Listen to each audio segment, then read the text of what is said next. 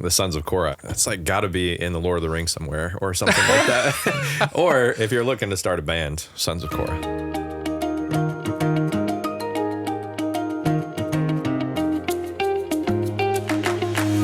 Welcome back, guys. We are in First Chronicles, and as you well know, if you've been reading along, it's a lot of repetition, a lot of repeats of everything. And so I'm going to kick it over to Josh, let him kind of tell you why. So yeah, in the Jewish Bible, Chronicles is the last pair of books that you'll read, and it was originally one. It was just because of scroll length. We talked about this with Samuel and Kings. So it's separated into two parts, but really it was all one thing. Typical scholarly approach is that it was written by Ezra. Others are like, no, maybe it was written after. So anyway, it was one of the last records of the history of Israel and Judah that we have. Makes made sense. into scripture. And so what's the point? Like, when it comes to big picture, what was the objective behind the First Chronicles? Yeah, mainly it's that one, we see David is an ideal king, but he's not the perfect king. And so we go from Adam all the way to David with, well, we're still kind of missing something. David's reign. So it ends in exile. Even the writer goes into the people that have come back from exile and their descendants, and we're still waiting for the one that's going to save completely. And so that's kind of like where we're left off. It's always a cliffhanger. Yeah. One of the things that I wrote at the beginning to kind of keep this in my head is God's faithfulness so far. And giving hope for God's faithfulness while they wait, while they wait for the Messiah. And that's essentially what we're doing too. So big picture, we've got a fuller chronicle of the whole Bible, but yet we're still waiting for the Messiah. And so we've talked about this before, but certainly we're still waiting for the Messiah to come. So we're looking to the faithfulness of God and what he's done, his statutes, his testimonies, and all that type of stuff. And we're waiting for the Messiah. Well, I think it's interesting that you said that, because a lot of the things that we see in here and are commanded to do, especially in that song that David kind of writes in chapter 16, is, we're remembering where God has brought us to, and we can know that he will do that continually again and again. So yeah, that's a big part of it. It's what makes him a good leader, right? Yeah. It's amazing the amount of detail that has been maintained historically. I mean, so why 9 chapters of genealogies, Randall? Because inquiring minds got to know. There's no stone unturned. There it is. Do we need all this? From our perspective, probably not. But is there value in it? I mean, if we were of Hebrew descent, we'd find a lot of value in this. It's like we'd be able to trace our entire records all the way back to Adam, basically. So I mean, what a beautiful thing to have. If we were Jewish, I'd be like, oh man, here it is. Here's my people. And so I think there's some buy-in there for present day Jewish people. I think they can find a lot of buy-in in this particular book as far as finding their lineage. Should they be able to trace it back far enough, I guess. Yeah, and it actually goes even beyond just the people of the Jews. I know some people, and whether they're believers or not, they've actually looked at this and somewhat paired with the Table of Nations back in Genesis, and they're like, these are where these people groups are coming from. And because when you're starting from Adam and you're moving forward, and so I was just writing down some of them, but I mean, you've got the Medes and the Persians, you've got Iran, you've got Russians, you've got Greeks, you've got Turks, you've got Cyprus and Rhodes, you've got Ethiopia, Saudi Arabia, Far East, Near East. Basically, you can see through these genealogies, okay, well, these are the people that then went to these different regions and became the different ethnicities that we know now. So it's pretty crazy. But any highlights from the first 9 chapters? Well, the paradigm, the funnel is Adam, Noah, and then the patriarchs, Abraham, Isaac, and Jacob, and then you have the 12 sons of Jacob. So that's kind of where they're bringing us to. It's all this funneling down to that point, because again, still Israel is the main focal point. Yeah, and we think, okay, well, in chapter 3 we got the descendants of David, and we're like, okay, that we see where this is going. But then in chapter 4 and on, they're like, no, we're going to start over with the 11 or the 12 sons, and we're going to follow Judah, we're going to follow Simeon, we're going to follow Reuben, and at the same time we can kind of expect that too, just because, well, number one, we don't expect that it's not in order because it starts with Judah, but at the same time, that's we understand why. Yeah, like you said, people can trace their lineage back and see where they're at. The other thing that I mentioned was we see all of it. We see bad fathers and bad sons. We see good fathers that have bad sons. We see bad fathers that have good sons, and we have good fathers that have good sons as well, in terms of even just the kings and who's listed. And I mean, take it for what it's worth. God can change things in a generation, or, if a generation decides not to follow, then, it doesn't necessarily mean that just because parents are good and follow God and are faithful that children are going to be as well. Yeah. So just some stuff that just leaped off the page for no good reason, not necessarily anything that you're going to find application from, but just informational. In the early chapters, chapter 2, Tamar had more than one son with Judah. So if you go back to that relationship, it was unique. She was his daughter-in-law, and dressed up like a prostitute, and they ended up having a child from that. And then they had another child. So it wasn't like, okay, guess we probably just, I don't know what the hell that. Yeah, thoughts. that was bad. And we'll move on. No real takeaway there, other than like, I guess we're already here now. So it's this as well have another son. Achan is brought up, and the one who brought disaster on Israel. So it's you keep finding through the genealogies that the people who really messed up, that it's attached to them. It's like a stink on manure, basically. You're not getting away from it. Oh, the mighty sons of Zuriah was David's sister. Talking about, you sons of Zuriah are too much for me, and these things. And anytime you read that, you wouldn't necessarily picture it being a female. Yeah. But it was a sister. Yeah. And so some of it was a bit of a slight on her. You stupid kids of my dumb sister. This is obviously not how he said it, but that's kind of how it plays in my mind. You read it, yeah. So that was chapter 2 and verse 13. If you guys are looking at home, it was where we kind of find some of these mighty men that fought for David, were a lot of them his nephews from his brothers or sisters. Yeah. Including Amasa. Yeah, and later on we find out that a lot of them were Saul's people of the tribe of Benjamin and stuff, and then they moved over and followed David, knowing that he was the one who was anointed king. One thing that I always thought was interesting, and this will come to play more in the Psalms, but as we get to chapter 6, we see these are Levi's descendants, and then it goes into the musicians, and we see Psalms written by the sons of Korah, but really their great grandfather was Kohath, not Korah. Korah was in the line, but Korah was the one that rebelled against Moses. And so he becomes the famous one. Yeah. Anyway, maybe it's easier to say. A more recognizable name. Yeah. Korah. Yeah. The sons of Korah. Yeah. Oh, dang. They were the Kohathites. But I've often loved the fact that, Korah messed up so bad, and yet still his descendants are doing such wonderful work. Yeah.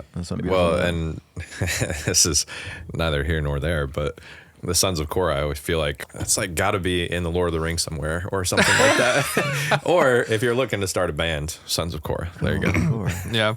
So the main son that David appointed was Heman, and then you had Asaph, and then you had Jeff Foxworthy. No.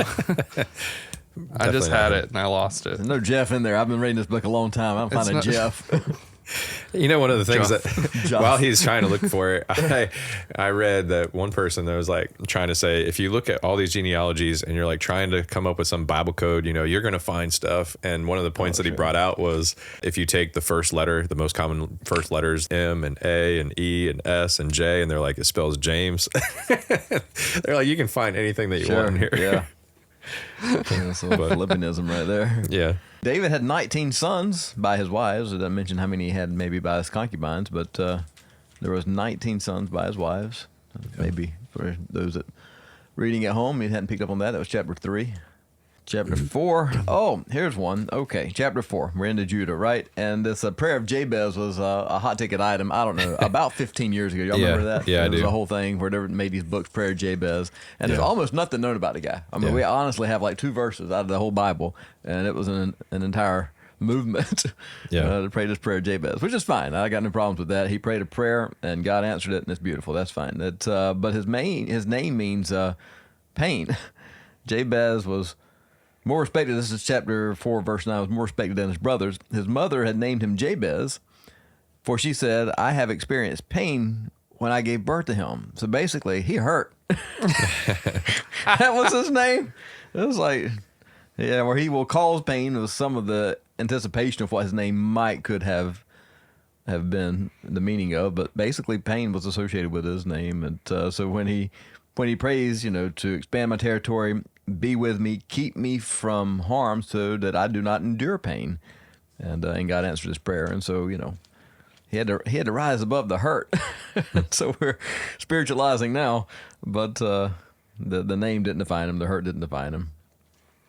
And so when you reach out to God, there's hope, grace, protection, provision, but still an interesting story, symbol lesson kind of from left field.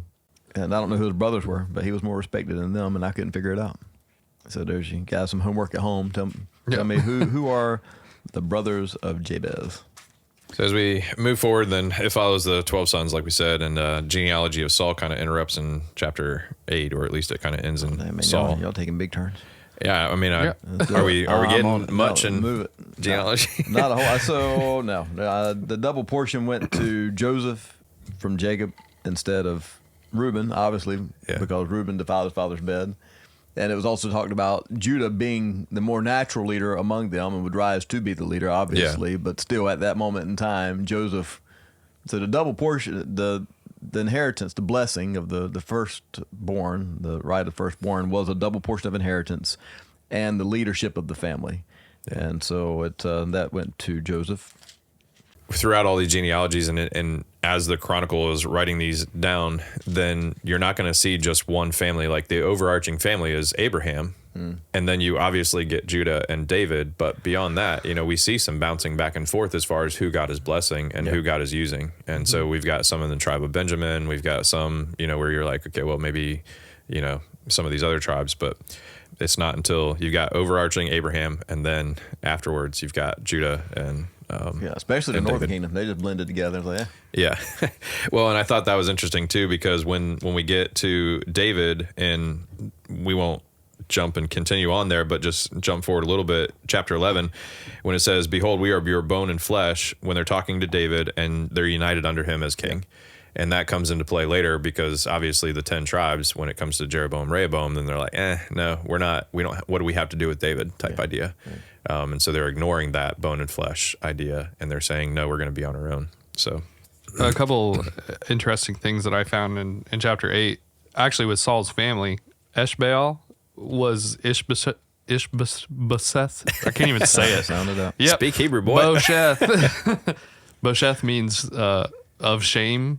Baal was the god that they worshipped. And so the writer of Samuel and Kings intentionally changed the names of Saul's sons to be of shame because of their names had Baal in them. So I just think that's funny that God is like, no, we're not gonna name them after Baal. Yeah. And these, you get no honor in that. yeah. Yeah. But yeah, apparently that was common to make fun of false gods by misspelling their names intentionally. Because they're not really. People are so petty. I know.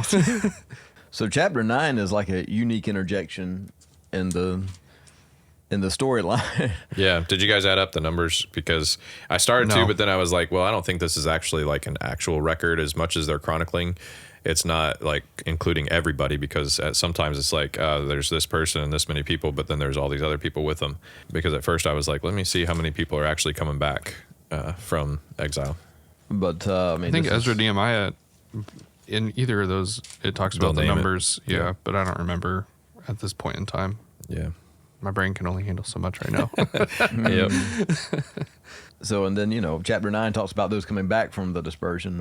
Yeah. And then chapter 10 is like, oh, wait a minute. We weren't done telling you about the other stuff. Yeah. Sorry, got ahead of ourselves.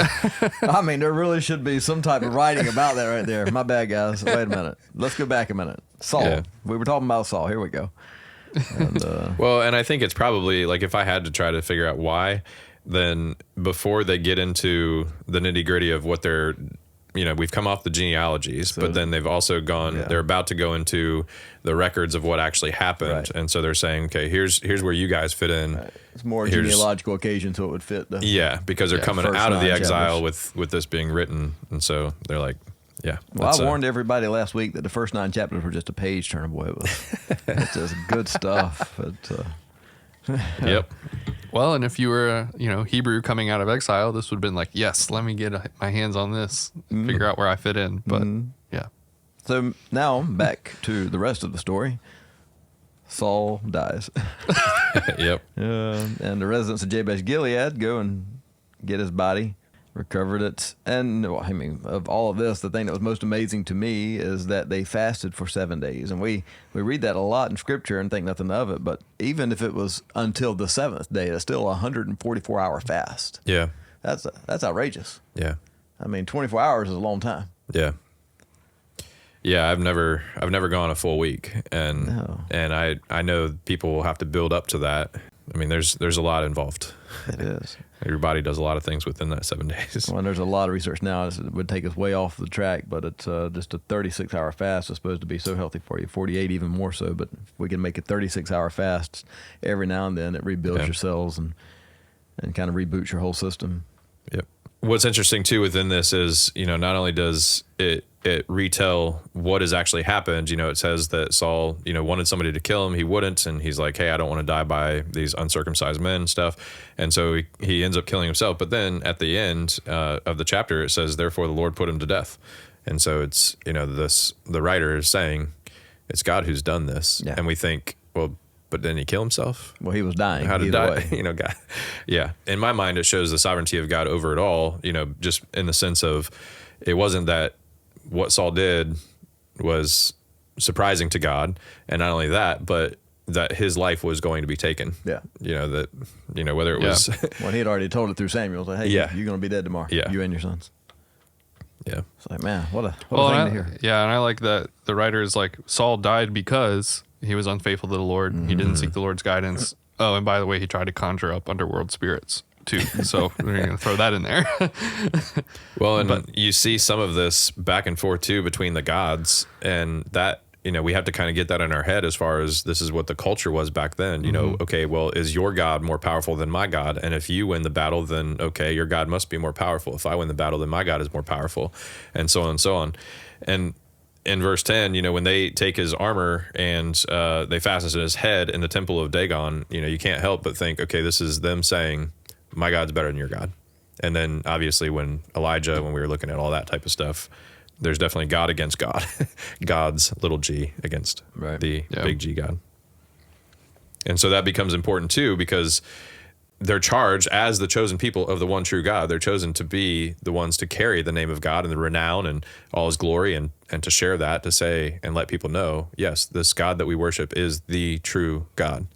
I mean, that's a lot of what we're doing today as well. I think that's another lesson that we carry with us to today and relevant. So David's anointed king. Conveniently leaves out all that interesting stuff about David being chased by Saul. Yeah. Him crying. And, We talked about that yesterday. In some places, Chronicles expands a little bit, but in a lot of places, it does not. Yeah. It's Cliff Note version of stuff. Yeah. Yeah. Well, so in my research, it seems that, the intentionality behind leaving out a lot of these, David running and fleeing, David's sin with Bathsheba, the whole issue with Absalom, leaving all that out means that we can focus on the good parts of David that show him as a good king. Yeah. So that is really what we are. Well, and you got to the point of this. This is written obviously after people are coming back. Yep. To Well, and I think Atlanta, so it's like we need a happy story. Yeah, we've had enough of the sad. well, that's true. And if you're going to look back and say, okay, well, this is our best king that we've had, and even with all of his prayers and all of his kind of commissions that he gives to these people, I mean, this is what we go back to, and we're like, man, this is good stuff. Right. And so it makes sense why they're keeping the positive. Well, and even in Kings, in Samuel, we're seeing that David was a man after God's own heart. And so this is just kind of expanding on that. It's not taking away or adding false things. It's just sharing the best parts. Yeah, they would have already had kings. They can read that. Yeah. Samuel. So then we talk about David's warriors for just a second, and it gives us a list of basically all of them. He had the 3 elite warriors. Did y'all figure out the names of those? No, I mean, it mentions Jeshabim and Eleazar, but I couldn't figure out. Yeah, but Abishai, it says that he was the brother of Joab, was chief of the 30, but yet he was the most renowned of them, but he did not attain to the 3. That's not what mine says. In Verse 21. Abishai, Verse 21. 21, he did not attain to the 3. So he's the head of the 3. Okay, let me see. 21, he did no honor. He became. So head of the 30. Officer, even though he was not one of them. I don't know. Yeah. So maybe it's saying Joab was head of the 3 elite. So ESV renders it the chief of the 30, and then it says that he did not, in verse 21, attain to the 3. Mine does not. So I was trying to figure out. Record that word 3 in verse 21. It says, "From the 3 he was given double honor, and he became their officer." Oh yeah, even though he was not one of them. You're right. That's it. Okay. But then I'm one less than I thought I had. I thought I had at least 2 of them figured out. Yeah. And so Joshua being maybe not. It doesn't say for sure. Well, yeah, that one says chief of the 3 in mine. He wielded a spear against 300 whom he killed at one time. Eleazar, the son of Dodo. He seems to be mentioned next among the 3 mighty men. Then you get the whole. You got Benaiah and some of the others. Yeah. Yeah. And so I don't know what you had to do to become one of these 3. I mean, because there's some pretty good stuff going on with the people that aren't part of it. No kidding. Like, what did they do different than killing like 300 people by themselves? But and then it gives us the list of his mighty warriors, probably 50 of them. I think I counted 48, but I think there's probably a 50 of them if we will round up. And among those was Uriah the Hittite. Yep. That's verse 41. And so how sad is that? He killed one of his elite warriors. Yeah. We're not talking about that. They ain't talking about that here, no. Yeah. Rose-colored glasses and Chronicles, guys. Let's just. So, talking about the whole thing with Saul, the allusion to it is in chapter 12. While he could not move about freely because of Saul, the son of Kish, they were among the mighty men who helped him in war, all these people. And then it goes on to say that this is when, basically Saul's men kind of came over to David as well. But these guys were archers. They were able to sling stones, probably similar to David. They were experienced warriors, experts in shield and spear. The least of them was a match for 100 men, and the greatest for 1,000. That's when you read it and you're like, wait, are you exaggerating? Or is this like legit? Because it does say in specific times, they mention spear, specific numbers. There's like when Joshua he said he stood up against 300. And there's another where it's like, thing. Yeah, they were like, he stood in the field and defended the whole field against however many. Yeah, fighting giants and lions and armies by themselves. It's like everybody's a Samson in this generation. I don't know. Yeah. But most of them, I think most of them were from Benjamin, right? Like Benjamin seems like he was just a fighting family. Yeah. Like he was, which is funny because. Well, and Judah too. So did some of these, Joab and all those were Abishai, Asahel, all those were from David's family directly. Yeah. So that was Judah. Anyway, in chapter 12, if you guys don't have anything else, when you add up all the numbers that were listed towards the end, it's roughly 350,000 people that came to Hebron with a whole heart to make David king over Israel. It was clear that all the nation, and it says likewise, all the rest of Israel were of single mind to make David king. So they got on board.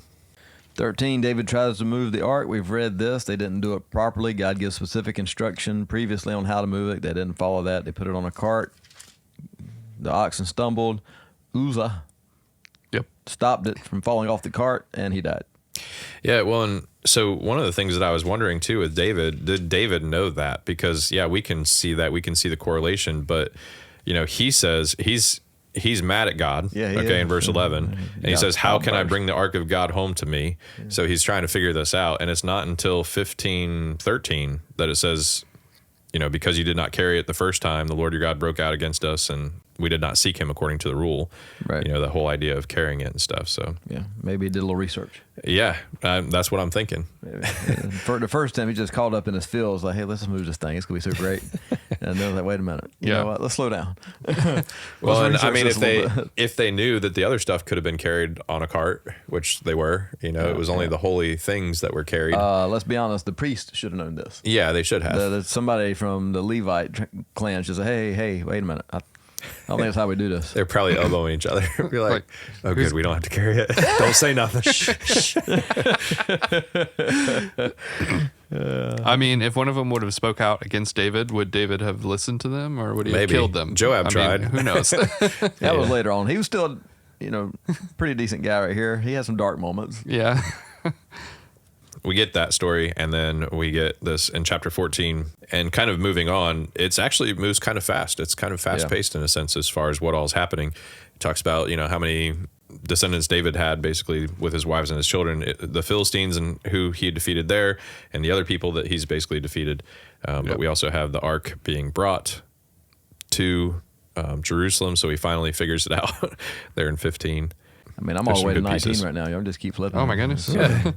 So, I mean, a couple of things that I would highlight is just this is reminding us that it's the renown of God, like we mentioned, that is the fear of God came to all the nations there at the end of chapter 14. Chapter 16, I had a little bit of wondering whether, I think I got it figured out as far as that the ark was placed in a tent and not the tabernacle, that he didn't bring the tabernacle up, he just brought the ark up. Right. Chapter 16, we got to pause there for the David song. I mean, that's just If cool we stuff. got since we got the music guy in the room, Hey, this time, I suppose we'll say something. Don't forget, in chapter 15, David assembled a full band. It wasn't just one person. What? You'd be talking to the Presbyterians It right wasn't, there. wasn't just the organ. They played various instruments, including stringed instruments and cymbals, and they sang loudly and joyfully. And he danced like a wild man. Yeah, he did. We don't want to talk about that. Yes, they were Pentecostal. McCall did Now not we're like finding that. out. Michael was, she was like, She was obviously independent Baptist. Praying knee and a dancing foot don't grow on the same leg, bro. yeah. And David said, "I'll see you later." But yeah, in chapter 16 with the song, man, right away in verse 8, it says, "Oh, give thanks to the Lord, call upon his name, make known his deeds among all the peoples." I see that as this is their mission. Like, this is what they're all about. And then sing to him, return glory to him, basically. And then beyond that, they recognize where they are, who they are, the surrender, I guess, that they are his servants, that they are his chosen ones. And then it just speaks of the glory of God. And it's like, man, all the gods of the peoples are worthless idols in verse 26, but the Lord made the heavens. Like, I mean, if you're shouting this out to the nations around you, I mean, those are fighting words for anybody. Be like, listen, your gods are worthless. Our God made the heavens. Yeah, a couple of things that I pointed out. We're telling about his miraculous deeds. We're recalling the miraculous deeds. We're remembering continually. We're announcing every day. We're telling the nations. And then we're bringing an offering and we're giving thanks. And so that's like the format of what we do. So it starts with giving thanks and it ends with giving thanks. And in the middle, we're recalling and telling everybody what God has done. And that's really like what our hearts of worship should be.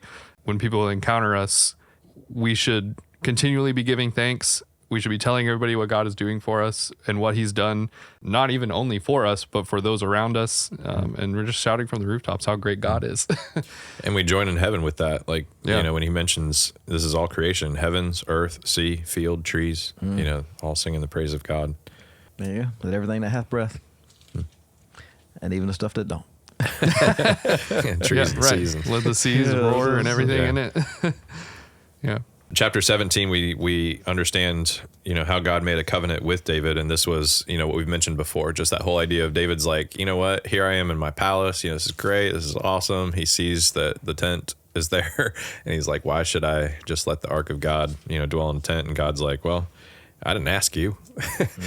I'm good. But, since basically he, in an act of mercy and grace, he's like, no, let me show you what my plans are. Here's what is going to happen. He says, I'm going to build you a legacy.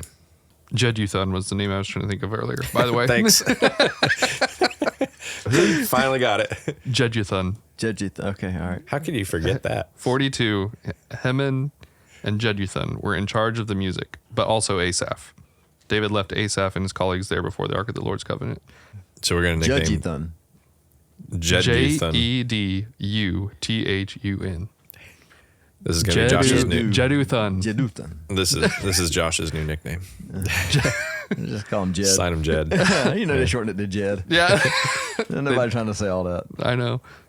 Also, they were they were in charge, so they did the percussion, which is not something that we the do. drums. Yeah, typically today, normally we're like acoustic guitar or piano or electric guitar or something as the leader, and the drums are in the back. But here, drums were in the front. Yeah. Well, I mean, just from It's like battle cry. historical remembrance, the drums still led. At least that was preferred in our church. Which is how I kept running into problems. I was like, I don't know, I used to lead with the drums. I'll follow you guys. You go ahead.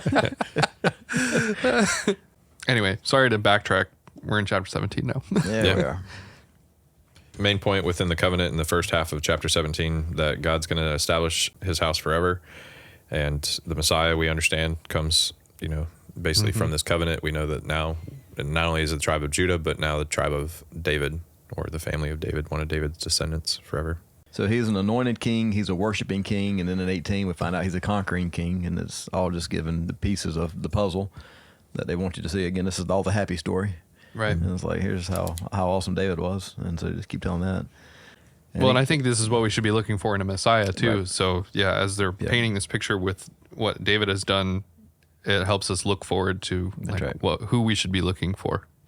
And so he defeated all the nations around him, conquered them, and was able to allow peace.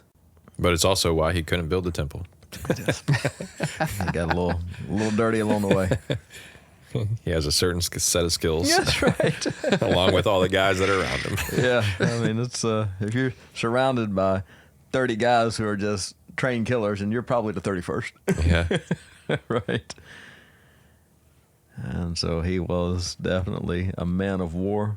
It's funny in chapter 20 when we get into all the Philistine giants, apparently they just be big all over. And yet, so in that sense, you would think, okay, well, they're definitely, people that shouldn't be messed with, and they're encroaching on our territory, but they beat them down.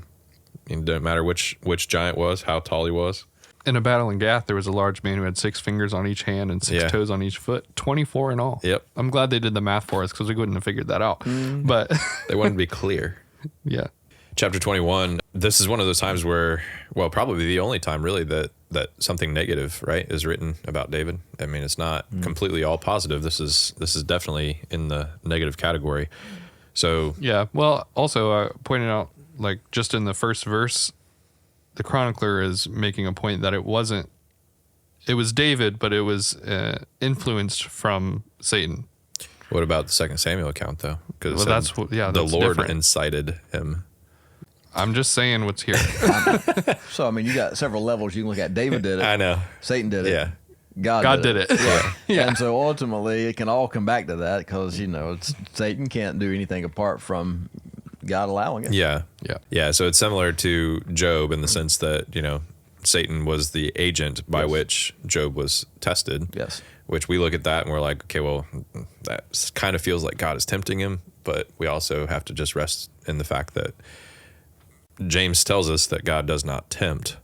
He will try, but he will not tempt. He will not tempt us towards sin. So there is a difference, but, I don't think that it's in any way a contradiction. David was certainly one. In Job's situation, we're looking at it, God's using Job to vindicate himself. Yeah. In front of all of the heavenly host, right? Which was a beautiful story. In David's situation, God is actually upset with Israel. Oh, yeah. And so he is using this as an occasion to deliver some justice. Yeah. And so basically got to come back to Paul's like, who are we?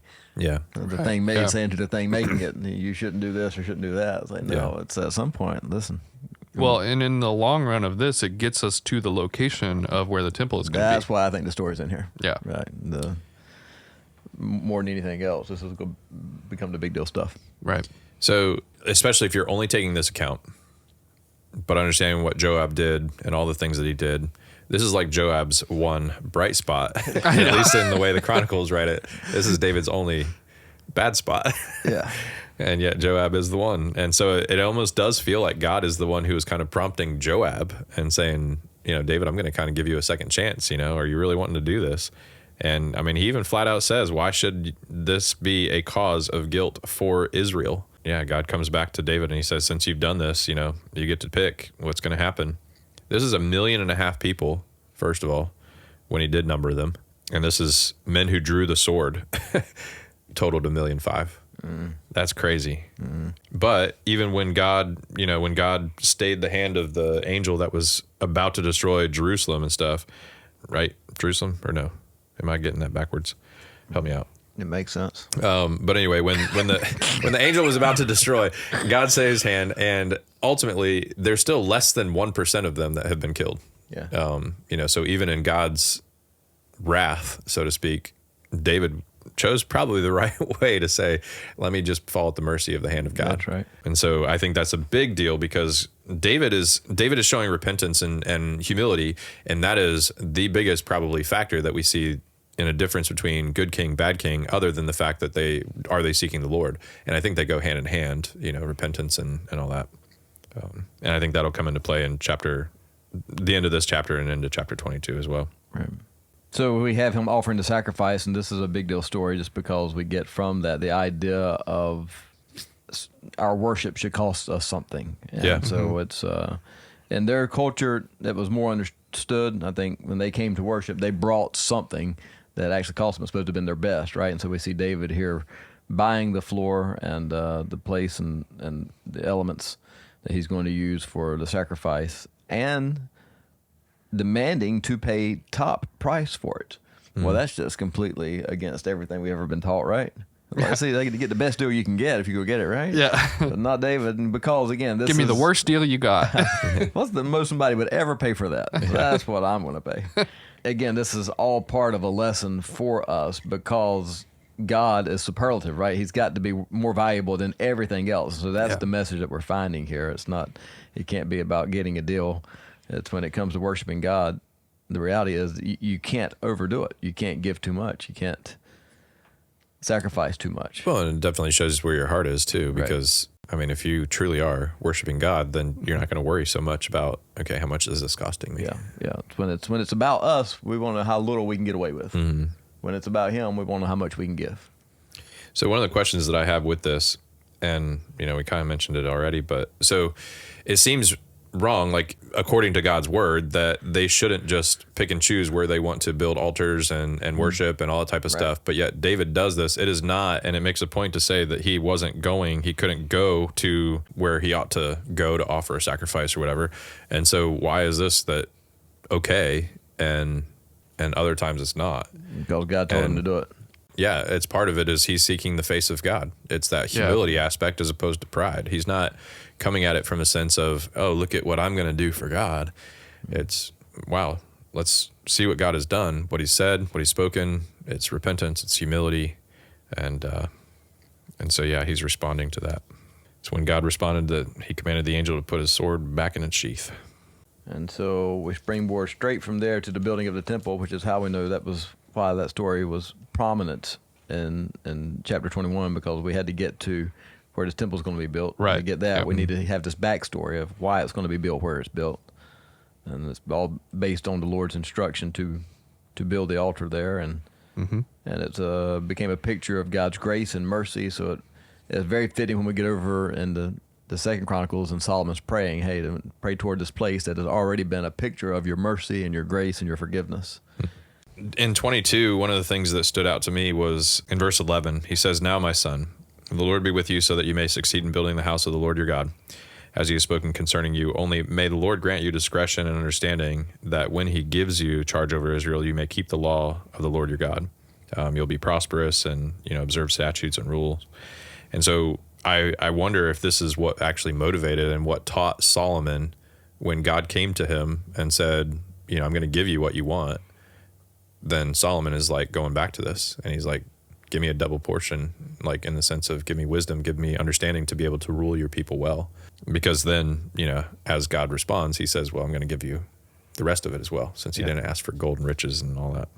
But along with that, He says, be strong and courageous, do not fear, do not be dismayed. And then we get, like you mentioned, how much David actually provided, basically. A lot. If you take a talent to be about 75 pounds, and you multiply that, $5 billion worth of gold at today's standard. Yeah. And that's just the gold. Yeah. I didn't factor out the silver and everything else. And part of that is because they said it's so much that it can't be weighed. Yeah. Yeah. Excessive. Yeah. Crazy amount. Which again shows the depth of David's worship to God. Yeah. That's he's everything he could get his hands on, he put toward this. Well, and so in chapter 22, we see David commissioning Solomon through the Lord, and then also providing all the physical things. But then in 23 and following, he starts organizing the people that actually need to work in the temple. And so he's literally provided every detail And Solomon, all he has to do is execute. Basically, it's Yeah. turnkey, isn't it? Yeah. Yeah. It was like, just write the check, Solomon. We got this. Money's already in the account. Yeah. But it's not only the abundance of the gold and the silver and stuff, though, but when you look at these numbers, 6,000 being officers and judges, 4,000 gatekeepers, 4,000 to praise the Lord. I mean, when I'm reading that many people, I'm like, there's an abundance of people to serve and to minister in the temple as well. The other thing that I really noticed too is in 23:30, there's to stand every morning thanking and praising God, and likewise at evening. Feast comes, the burnt offerings when they offer them, and then Sabbaths, the new moons, the feast days, regularly before the Lord. I'm like, man, this is what we all need. This is what they needed. This is what we need, so that we never forget. Right. And that's the whole point behind it. We've got to do it on a regular basis, not out of checking the box, but so that we don't forget, because we do. Prone to wander. A side note for anybody out there listening, I would love for the Ark Encounter to rebuild the full scale of Solomon's temple. I'd like to. So take it, share it with Mr. Ken Ham. I'll give old Kenny a call and see what he thinks about it. Me and him go way back. There is a tabernacle exhibit in Israel somewhere. I don't know. Yeah. I have been told that. Yeah, I saw that. Supposed to be to scale of Solomon's. Yep. No, this is the tabernacle. So just Yeah, the tent. Gotcha. Yeah. All right. Yeah, Yeah. I like the tabernacle too. Let's do both. I want the temple and the tabernacle. I want to be able to check both of these out. Calling all Christians, we need $5 billion of gold. I mean, it don't have to be to that standard, but at least, You can get away with paint. let's build it in its full dimensions. You're going to need all these Painted people gold. and more Painted just to gold. guard this. All these gatekeepers, you're going to need more than 4,000 if you're... I just want to be able to check this thing out in person. Limited value in that, admittedly, but, I do like history, and I think it'd be a pretty cool thing to see. 24. Yep. He organizes the Levites in chapter 23, priests in 24, musicians in 25. One of the things that I thought was interesting is that the musicians in chapter 25, they're mentioned as prophets, like basically those who prophesied under the direction of the king, who prophesied with the lyre and thanksgiving and praise. There's mentioned the king's seer. So I'm like, man, these musicians are considered prophesying, right? Yeah. The bar's high, man. The bar's real high. I know. They had a different definition of what a prophet was. 26 to gatekeepers. Got to keep those gates. Yep. No comments about border security. Just man. leave it right there. Then the treasurers, man, these people had to be Oh, yeah. on the ball and You got to have bean not counters. greed. Yeah, This is it. not greedy. Any industry, somebody got to be counting it. And it says, from the spoil and battles, they dedicated gifts for the maintenance of the house of the Lord. So it's not even just building it, but they're also preparing for maintaining it. I think if you were Judean that had just come back from exile and you were reading this and you saw that your family fit into one of these categories, you would want to go back into it and do that too. And so maybe so if Ezra did really write this would have helped with Nehemiah rebuilding the temple and having the people Yeah. It makes back, sense. go back to where they're supposed to go and their families. So 27 rounds it all out with the military divisions. And, it's all nice and neat as far as 24,000, 24,000, 24,000, 24,000. 28 is basically a retelling of 22. A few other details, but basically the same thing. He's commissioning Solomon again. Yeah. Or at least the record of his commissioning Solomon is recorded here again. But man, the call is there for us as well. If you're looking for something that's relevant, it is just as relevant. Observe and seek all the commandments of the Lord your God, that you may possess this good land and leave it for an inheritance to your children. And so, obviously the land that we're longing for as an inheritance, we already have it in Christ, of course. We know that it's coming. It's for a future, but at the same time, it does matter what we're doing here on earth, because we know that this world is not what we're really trying to prep for. It's not like we're just having a good life here on earth. It goes well beyond that. And so it's motivated by that. And then the idea of know God, serve him with a whole heart, willing mind, because we know that he searches all hearts. He understands every plan and thought. If you seek him, you'll be found by him. So basically, if anybody, like I saw one of the pastors that was like, I challenge you to find anybody who has a life verse that comes from Chronicles, and kind of talking about how dry it was. I'm like, actually, this has been my verse in the past, as far sounds as fitting. Of course. You're so kind. But 28:9, you know, spiritual that, gift. you know, if we seek him with our whole heart, then he will be found by us. If we forsake him, then he will cast you off. Yeah. And so there's a strong warning, but also a strong blessing. And these blueprints he got from God, I like that. So even though Yep. David wasn't building it, God's still giving him all the details. Came down out of a glory cloud. Yeah, kind of hinting at like a Moses-like figure here, Yeah. which just plays into the whole, like, you know, we're looking for someone that's great, like David Yeah. and Moses. I like the fact that we're kind of winding down with David praising again, because it was so characteristic of him. Yeah. I was actually going to ask Josh, because I didn't really look into it, but that prayer, is this related to one of the Psalms in 10 and following? 29, 10 and following? I mean, It's almost obviously everything generic. that- Yeah. that we read in here is- Repetitive. Yeah. yeah, it's like that. But I love the fact that he's given all the glory back to God. You know, he's saying when he's praying, yours, O Lord, is the greatness and the power and the glory, the victory and the majesty. The earth is yours, the heavens are yours, your kingdom is yours, and you are exalted above all. In verse 15, for we are strangers before you and sojourners. I can't help but think about Ephesians chapter 2, you know, when it talks about how we are no longer strangers and aliens, but now we are co-inheritors basically with Israel, but also with Christ. And we have the promise, and it's sealed by the Holy Spirit, you know, as the promise of what is coming.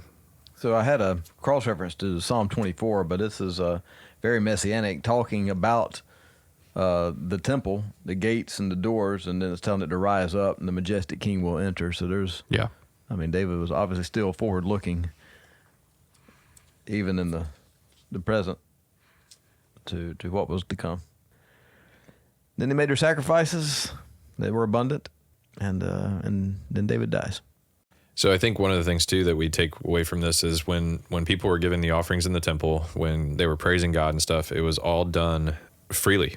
You know, they rejoiced and they gave freely, they willingly. It's repeated there in in verse 17, offering freely and joyously to you. When you have your head in the right place, when you have your heart in the right place, then it is going to be joyous. It's going to be, man, I want to be a part of this. I want to be, you know, investing in this. I want to be what I'm about. And so I think that's a big takeaway for us too. And I think that's part of how we bless God, because I've often wondered when it says there in verse 20, he said to all the assembly, bless the Lord your God, and all the assembly blessed the Lord. It's like, well, what does that mean? What does that look like? What does that actually mean to bless God? It says that David died at a good old age, having enjoyed long life. Of what, 70 something? Yeah, but 70 years old exactly. He became Yeah. king at 30. He reigned 40 years. You know, which is the promised allotment based on the psalm, right? That wasn't Moses who wrote that one. Moses, yeah. Yeah. That 70 years, 70. he was really healthy, really strong, maybe 80. Of course, he was 120. So I think our definition of a good old age has definitely changed since this was written. But who are we, right? Yeah. 70 years, he had accomplished what God had set out for him, and so much so that it impacted the history of mankind. That's First Chronicles. And second, we get into Solomon. See all him. Yeah. All right. Solomon But some and good- all the rest. Yeah, I mean, there's still great things to come from Chronicles, you know, great reminders at the very least. And, you know, even if we have those lessons that we've learned, it's still good to remember, hey, this is what we got to keep in the forefront of our mind and learn from these people. And we cannot afford to hate repetition. Because I'm probably the chief of that. I mean, I'm the guy that grew up, you know, when the kids wanted to watch the same show again, I was like, no, let's watch something else. And I'm still that guy. And they're like, let's. And Ruger's probably the best. He always wants to watch something we've seen. It's like, how about we watch something we haven't seen? And furthermore, you saw it yesterday. And I was like, and I'm just not that guy. But when it comes to Scripture, we have to be that person, because it is through repetition not only the key to learning, but it is our forgetfulness that we're working against. And so God repeats it over and over for us because we need it repeated over and over. Yeah. So every good lesson, it's got to be continual in our hearts and our minds, because it is our nature to forget. Yeah. Prone to wander, Lord, I feel it. All right. Yep. Until 2 Chronicles. Yeah.